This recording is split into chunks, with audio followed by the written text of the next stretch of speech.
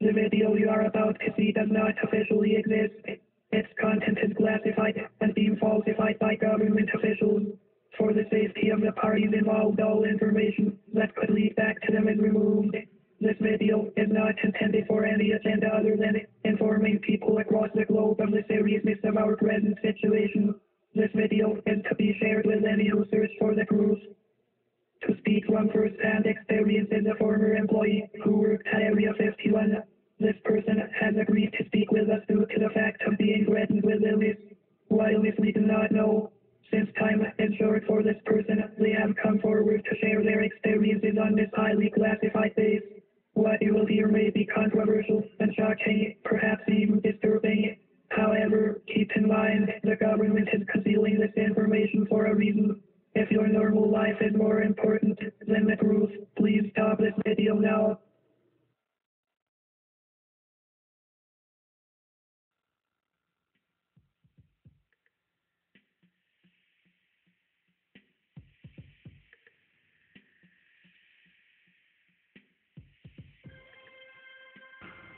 No, I can't. Even though others had similar jobs, it would still be enough to narrow it down to me. What I can tell you is that I worked in a tight teamwork of men and women. This was virtually unheard of, since the higher-ups' best way to hide what we were doing was to keep information as fragmented as possible. Time-consuming as it was, this procedure was effective enough to keep most information leaks to the public limited and incoherent. It had worked for over 60 years, perhaps even longer. Employees tend to work in shifts and in disjointed work relationships. I mean, it was possible for many of us to go 10 years and barely know anyone. Faces and ID tags were all that we really had to go on to keep track of one another. This is why my team was especially unusual. From what we could gather, the suits had assembled lots of data over the past 60 years.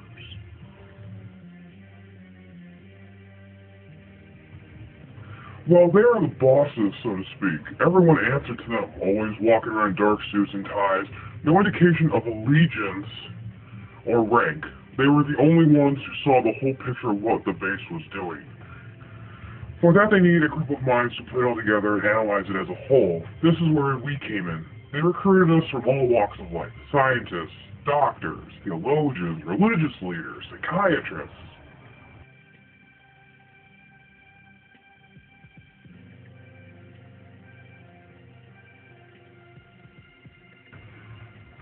Usually, I thought the same when we all introduced each other.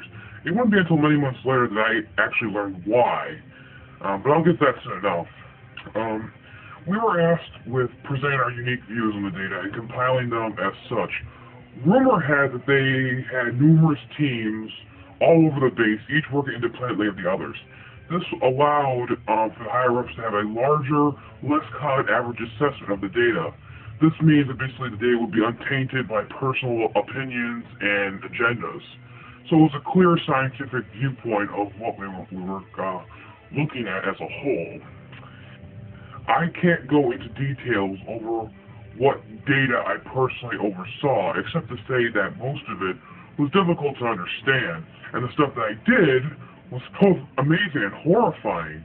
I learned things, secret things that increasingly made me question myself and my reality. It wasn't all technology schematics and anatomy studies, although there were plenty of those to go through. Quite interesting, to tell you the truth. No, it was the transcripts and written documents that held the real secret behind all of this. They were the interesting stuff, the stuff that most people would pass over.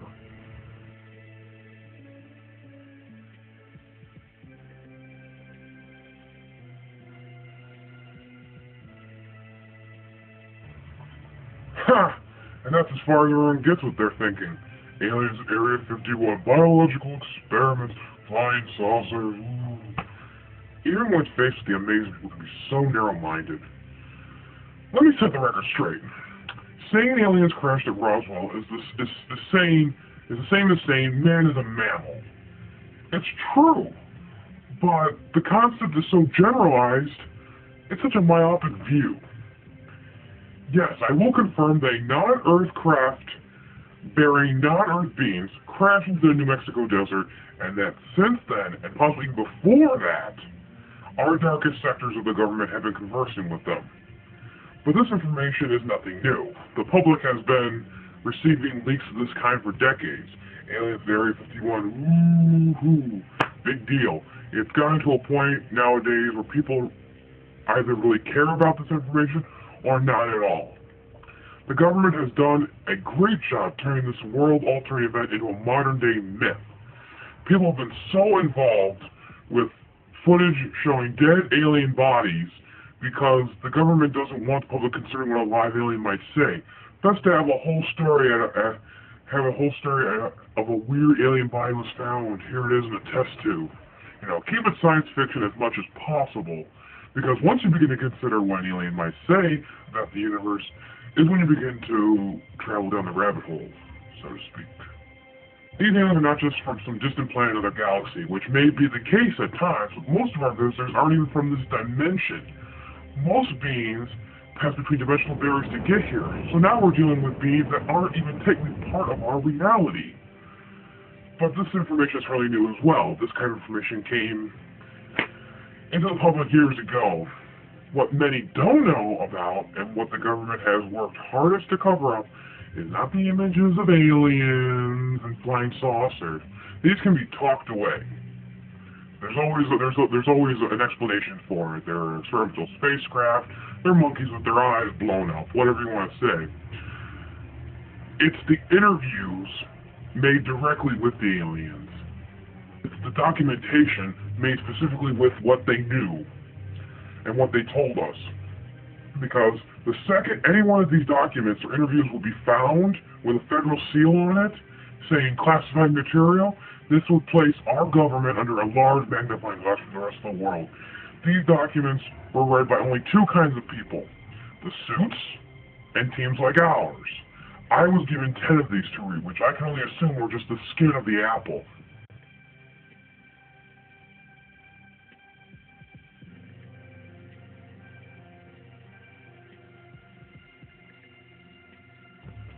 Well, at first, nothing. The aliens simply explain their technology, their society, social skills, structure, and just basic universe knowledge as a whole.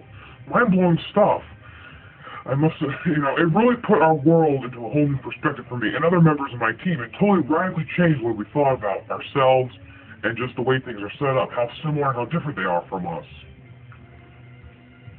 However, when I reached the 5th or 6th interview is when it really went south for me.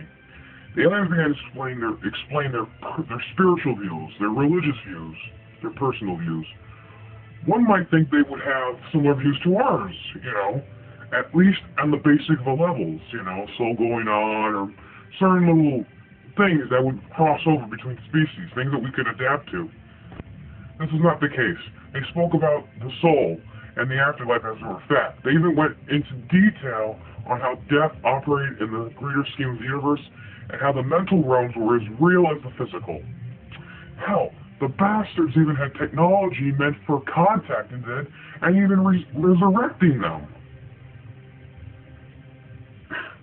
I can see by your expression that what I'm saying to you bothers you. How quickly this conversation went from being a totally scientific talk to now we're going to a spiritual, religious one. But it's exactly that kind of irritation the governments of our country and the world want to avoid. By the way, yes, other world governments are aware of what goes on in Area 51 and have their own bases set up. They, however, have them much better than our own. They sprang up later on in time. While everyone was focused on Area 51, they were able to build their own stuff without being noticed. This irritation could easily become outrage and eventually chaos should the world find out. It's now that you really realize why the government is hiding this from you.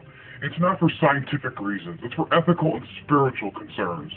Imagine if one day this all got out. Imagine if the scientific community and people who with no religious background found out that yes, there is an afterlife, and what you do may or may not affect your eternity beyond. That would totally rattle people's minds and perceptions of the world, totally just change everything they knew specifically then for people who really thought that this was it. Imagine that, find out that thinking one way and also having it change to the other. But look at the opposite spectrum. Say the religious community found out about it. They would probably be ecstatic with the fact that there is an afterlife. But from what I've read, a lot of that information would totally destroy religious communities of all kinds, saying that you're right about afterlife, but this so-and-so, this and this is not what you're going to expect. That would totally rattle everyone's perception. Religion and spirituality and views of that kind are the deepest heart of many people, not all people around the world.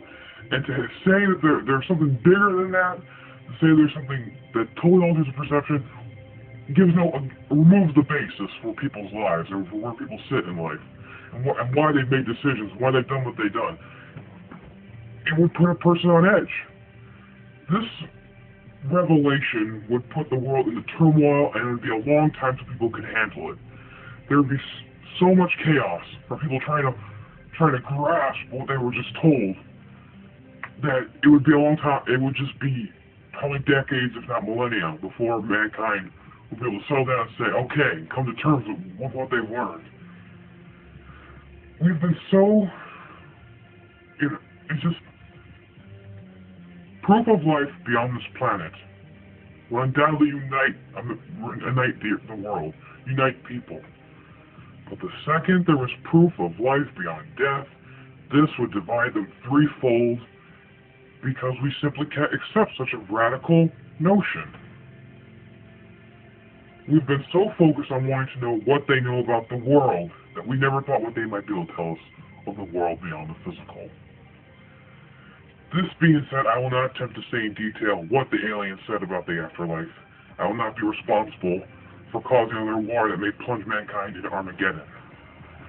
I will say that your mind is a powerful thing, and it is your mind that will survive beyond. What you expect to see when you do cross over is up to you. Going to heaven or hell is a state of mind, and your choices in your life will dictate beyond. This is why it's all covered up. Knowing there's aliens in the universe is not the issue here. It's learning about the greater scheme of the universe and how we fit into it. Over time, we have done nothing but we've learned that the Earth wasn't flat. We've learned that we're not the center of the universe. And now we're learning that even the universe is not all there is. As unending as it is, there is so much more beyond it. And this knowledge is given to us too soon. And because of the way we perceive reality, we are just not able to handle this right now. And we might not ever will.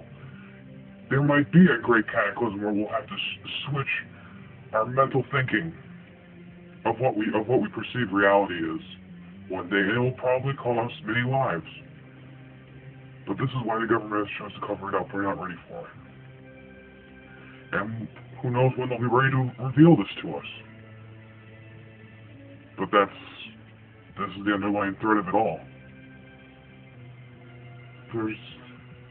This universe is what it is, and people can adapt to that and understand that. But when you go outside of reality, outside of what we term as reality, what we think of ourselves and who we are, once you go outside that and explain there's something bigger than all that, that's when you begin to pull some threads. And that's what breaks the camel's back. But that's all I have to say. I'm done here.